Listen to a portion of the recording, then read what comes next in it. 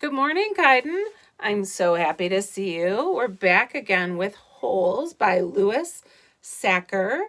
We read chapters 1, 2, and 3 yesterday. So today we're going to read another 3 chapters, chapters 4, 5, and 6. They're short chapters, they'll go by quickly. But do you remember what happened? Do you remember that Camp Green Lake doesn't actually have a lake? And it's not very green? And Stanley Yelnats was from a family that had all kinds of bad luck, back from his great-great-grandpa, who was robbed by a very famous robber. But we're not really sure how Stanley was going to this Camp Green Lake. It doesn't sound like it was a very nice place, but the judge sent him there. He could go to jail, or he could go to Camp Green Lake. And he just arrived at the end of chapter 3. Let's read and see what happens to him. Stanley felt somewhat dazed as the guard unlocked his handcuffs and led him off the bus. He'd been on the bus for over 8 hours. "Be careful," the bus driver said as Stanley walked down the steps. Stanley wasn't sure if the bus driver meant for him to be careful going down the steps or if he was telling him to be careful at Camp Green Lake. "Thanks for the ride," he said. His mouth was dry and his throat hurt. He stepped onto the hard, dry dirt. There was a band of sweat around his wrist where the handcuff had been. The land was barren and desolate. That means there was nothing around. He could see a few run-down buildings and some tents. Farther away, there was a cabin between 2 tall trees. Those 2 trees were the only plant life he could see. There weren't even weeds. The guard led Stanley to a small building. A sign on the front said, "You are entering Camp Green Lake Juvenile Correction Facility." Next to it was another sign which declared that it was a violation of the Texas Penal Code to bring guns, explosive weapons, drugs, or alcohol onto the premises. As Stanley read the sign, he couldn't help but think, well, duh. The guard led Stanley into the building, where he felt the welcome relief of air conditioning. A man was sitting with his feet up on a desk. He turned his head when Stanley and the guard entered, but otherwise didn't move. Even though he was inside, he wore sunglasses and a cowboy hat. He also held a can of soda, and the sight of it made Stanley even more aware of his own thirst. He waited while the bus guard gave the man some papers to sign. "It's a lot of sunflower seeds," the bus guard said. Stanley noticed a burlap sack filled with sunflower seeds on the floor next to the desk. "I quit smoking last month," said the man in the cowboy hat. He had a tattoo of a rattlesnake on his arm, and as he signed his name, the rattlesnake's rattle seemed to wiggle. "I used to smoke a pack a day. Now I eat a sack of these every week." The guard laughed. There must have been a small refrigerator behind his desk because the man in the cowboy hat produced 2 more cans of soda. For a second, Stanley hoped that one might be for him. But the man gave one to the guard and said the other was for the driver. 9 hours here and now 9 hours back, the guard grumbled. What a day. Stanley thought about the long, miserable bus ride and felt a little sorry for the guard and the bus driver. The man in the cowboy hat spit sunflower seeds shells into the wastepaper basket. Then he walked around the desk to Stanley. "My name is Mr. Sir," he said. "Whenever you speak to me, you must call me by my name. Is that clear?" Stanley hesitated. Yes, Mr. Sir," he said, though he couldn't imagine that was really the man's name. "You're not in the Girl Scouts anymore," Mr. Sir said. Stanley had to remove his clothes in front of Mr. Sir, who made sure he wasn't hiding anything. Then he was given 2 sets of clothes and a towel. Each set consisted of a long-sleeve orange jumpsuit, an orange t-shirt, and yellow socks. Stanley wasn't sure if the socks had been yellow originally. He was also given white sneakers, an orange cap, and a canteen made of heavy plastic, which, unfortunately, was empty. The cap had a piece of cloth sewn onto the back of it for neck protection. Stanley got dressed. The clothes smelled like soap. Mr. Sir told him he should wear one set to work in and one set for relaxation. Laundry was done every 3 days. On that day, his work clothes would be washed. Then the other set would become his work clothes, and he would get clean clothes to wear while resting. You are to dig one hole each day, including Saturdays and Sundays. Each hole must be 5 feet deep and 5 feet across in every direction. Your shovel is your measuring stick. Breakfast is served at 4:30. Stanley must have looked surprised, because Mr. Sir went on to explain that they started early to avoid the hottest part of the day. No one is going to babysit you, he added. The longer it takes you to dig, the longer you will be out in the sun. If you dig up anything interesting, you are to report it to me or any other counselor. When you finish, the rest of the day is yours. Stanley nodded to show that he understood. This isn't a Girl Scout camp, said Mr. Sir. He checked Stanley's backpack and allowed him to keep it. Then he led Stanley outside into the blazing heat. Take a good look around you, Mr. Sir said. What do you see? Stanley looked out across the vast wasteland. The air seemed thick with heat and dirt. Not much, he said, then hastily added, Mr. Sir. Mr. Sir laughed. You see any guard towers? No. How about an electric fence? No, Mr. Sir. There's no fence at all, is there? No, Mr. Sir. You want to run away? Mr. Sir asked him. Stanley looked back at him, unsure what he meant.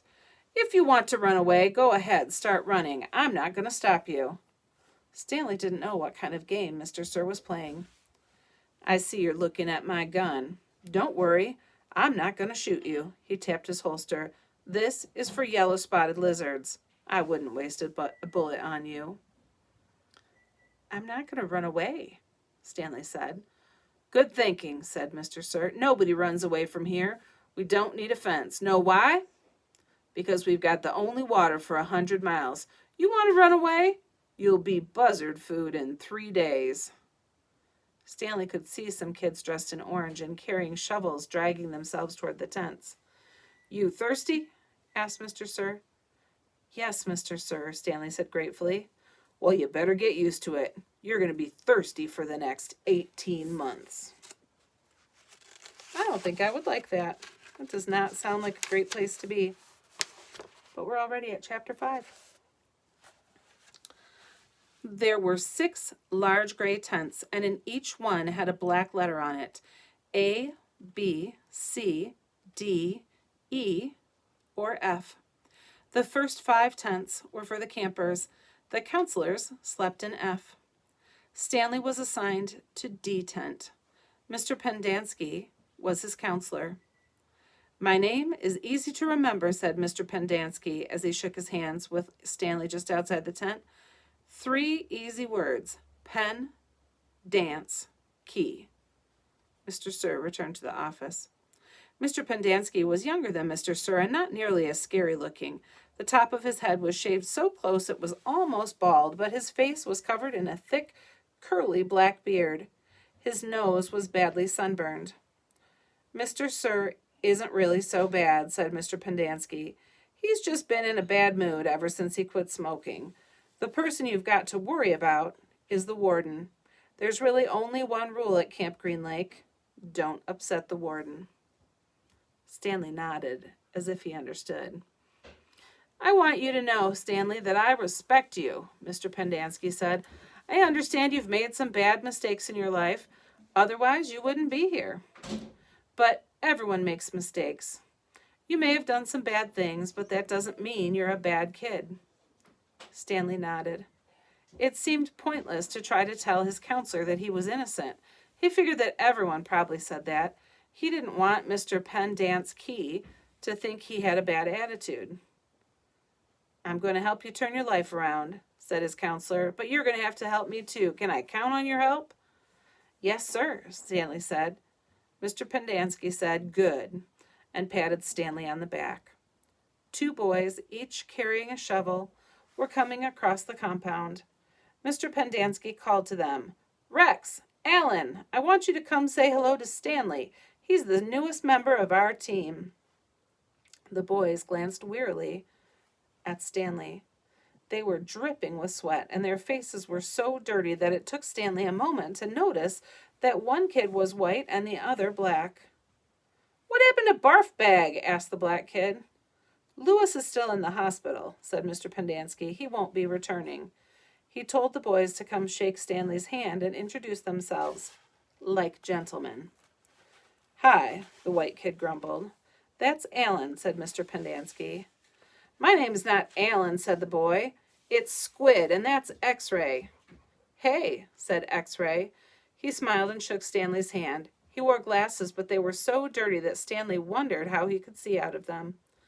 Mr. Pendanski told Alan to go to the rec hall and bring the other boys to meet Stanley. Then he led them inside the tent. There were 7 cots, each one less than 2 feet from the one next to it. "Which was Louis's cot?" Mr. Pendanski asked. "Barf Bag slept here," said X-Ray, kicking at one of the beds. "All right, Stanley, that'll be yours," said Mr. Pendanski. Stanley looked at the cot and nodded. He wasn't particularly thrilled about sleeping in the name of the same cot that had been used by somebody named Barf Bag. 7 crates were stacked in 2 piles at one side of the tent. The open end of the crates faced outward. Stanley put his backpack, change of clothes, and towel in what used to be Barf Bag's crate. It was at the bottom of the stack that had 3 in it. Squid returned with 4 other boys. The first 3 were introduced by Mr. Pendanski as Jose, Theodore, and Ricky. They called themselves Magnet, Armpit, and Zigzag. "They all have nicknames," explained Mr. Pendanski. "However, I prefer to use the names their parents gave them, the names that society will recognize them by when they return home to become useful and hardworking members of society." "It ain't just a nickname," X-Ray told Mr. Pendanski. He tapped the rim of his glasses. "I can see inside you. Mom, you've got a big fat heart." The last boy didn't have a real name, or else he didn't have a nickname. Both Mr. Pendanski and X-Ray called him Zero. "You know why his name's Zero?" asked Mr. Pendanski. "Because there's nothing inside his head." He smiled and playfully shook Zero's shoulder. Zero said nothing. "And that's Mom," a boy said. Mr. Pendanski smiled at him. "If it makes you feel better to call me Mom, Theodore, go ahead and call me Mom." He turned to Stanley. "If you have questions, Theodore will help you. You got that, Theodore? I'm depending on you." Theodore spit a thin line of saliva between his teeth, causing some of the other boys to complain about the need to keep their home sanitary. "You were all new here once," said Mr. Pendanski, "and you all know what it feels like. I'm counting on every one of you to help Stanley." Stanley looked at the ground. Mr. Pendanski left the tent, and soon the other boys began to file out as well, taking their towels and change of clothes with them. Stanley was relieved to be left alone, but he was so thirsty he felt as if he would die if he didn't get something to drink soon. "Hey, Theodore," he said, going after him, "do you know where I can fill my canteen?" Theodore whirled and grabbed Stanley by his collar. "My name's not Theodore," he said. "It's Armpit." He threw Stanley to the ground. Stanley stared up at him, terrified. "There's a water spigot on the wall of the shower stall." "Thanks, Armpit," said Stanley. As he watched the boy turn and walk away, he couldn't for the life of him figure out why anyone would want to be called Armpit. In a way, it made him feel a little better about having to sleep in a cot that had been used by somebody named Barf Bag. Maybe it was a term of respect. Chapter 6. Stanley took a shower, if you could call it that, ate dinner, if you could call it that, and went to bed, if you could call his smelly and scratchy cot a bed. Because of the scarcity of water, each camper was only allowed a 4-minute shower. It took Stanley nearly that long to get used to the cold water. There was no knob for hot water. He kept stepping into, then jumping back from the spray until the water shut off automatically. He never managed to use his bar of soap, which was just as well, because he wouldn't have had time to rinse off the suds. Dinner was some kind of stewed meat and vegetables. The meat was brown and the vegetables had once been green. Everything tasted pretty much the same. He ate it all and used his slice of white bread to mop up the juice. Stanley had never been one to leave food on his plate, no matter how it tasted. "What'd you do?" one of the campers asked him. At first, Stanley didn't know what he meant. "They sent you here for a reason." "Oh," he realized. "I stole a pair of sneakers." The other boys thought that was funny. Stanley wasn't sure why. Maybe because their crimes were a lot worse than stealing shoes. "From a store? Or were they on somebody's feet?" asked Squid. Neither," Stanley answered. "They belonged to Clyde Livingston." Nobody believed him. "Sweet feet?" said X-Ray. "Yeah, right." "No way," said Squid. Now, as Stanley lay on his cot, he thought it was kind of funny in a way. Nobody had believed him when he said he was innocent. Now, when he said he stole them, nobody believed him either. Clyde Sweetfeet Livingston was a famous baseball player. He'd led the American League in stolen bases over the last 3 years. He was also the only player in history to ever hit 4 triples in one game. Stanley had a poster of him hanging on the wall of his bedroom. He used to have the poster anyway. He didn't know where it was now. It had been taken by the police and was used as evidence of his guilt in the courtroom. Clyde Livingston also came to court. In spite of everything, when Stanley found out that Sweetfeet was going to be there, he was actually excited about the prospect of meeting his hero. Clyde Livingston testified that they were his sneakers and that he had donated them to help raise money for the homeless shelter. He said he couldn't imagine what kind of horrible person would steal from homeless children. That was the worst part for Stanley. His hero thought he was a dirty, no-good, rotten thief. As Stanley tried to turn over in his cot, he was afraid it was going to collapse under all his weight. He barely fit in it. When he finally managed to roll over on his stomach, the smell was so bad that he had to turn over again and try sleeping on his back. The cot smelled like sour milk. Though it was night, the air was still very warm.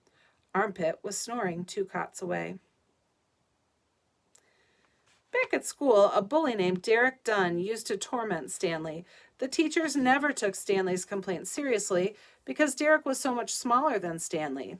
Some teachers even seemed to find it amusing that a little kid like Derek could pick on someone as big as Stanley. On the day Stanley was arrested, Derek had taken Stanley's notebook and, after a long game of come and get it, finally dropped it in the toilet in the boys' restroom.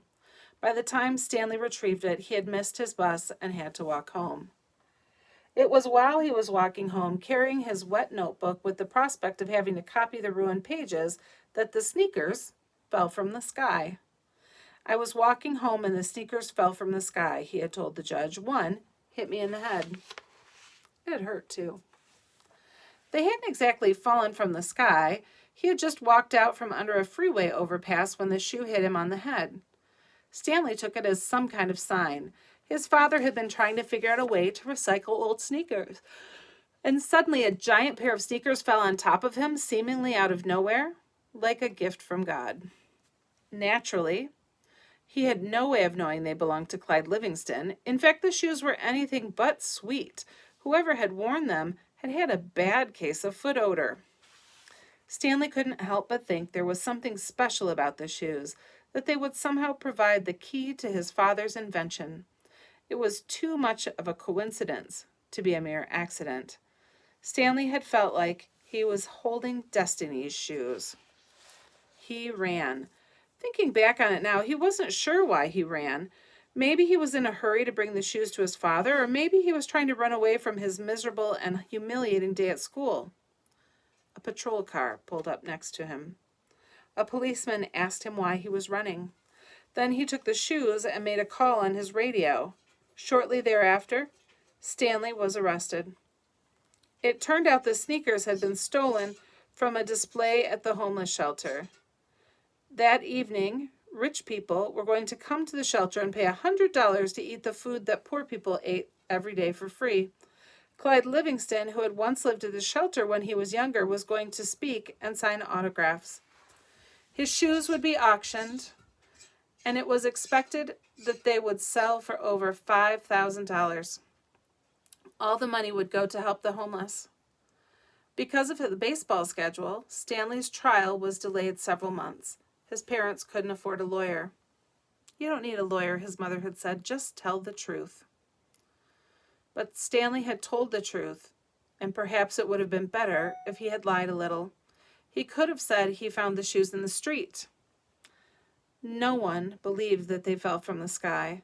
It wasn't destiny, he realized. It was his no-good, dirty, rotten, pig-stealing great-great-grandfather. The judge called Stanley's crime despicable. The shoes were valued at over $5,000. It was money that would provide food and shelter for the homeless. And you stole that from them just so you could have a souvenir. The judge said that there was an opening at Camp Green Lake and suggested that the discipline of the camp might improve Stanley's character. It was either that or jail. Stanley's parents asked if they could have some time to find out more about Camp Green Lake, but the judge advised them to make a quick decision. Vacancies don't last long at Camp Green Lake. That's the end of chapter 6. We'll read some more of Holes by Louis Sachar tomorrow on Wednesday. Until then, be safe. See you later.